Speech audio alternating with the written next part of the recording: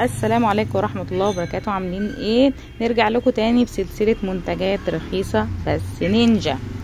اطباق بلاستيك، مصفة رز، شغالة معاكم في اي حاجة، مصفة خضار، طبق للفاكهة، مصفى للخضار تغسلي فيه وتصفي فيه، بولات للشوربة ولسان عصفور لانها حرارية، برضو مصفة رز او مصفة خضار، بولة تقطعي فيها سلطة، تقطعي فيها حاجة، برضو كريمة مصفة رز كمان او مصفة خضار، شغالة معاكي في اي حاجة. اي حاجة من الحاجات دي كلها ب10 جنيه.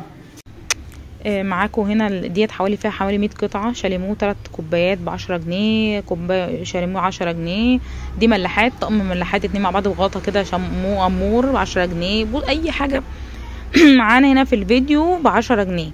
اوكازيون بنحارب الغلاء وجدعا لجشع التجار. محل اصلان بيضرب نار. 3 بولات اهي برضو ب10 جنيه، ودي علبتين ب10 جنيه.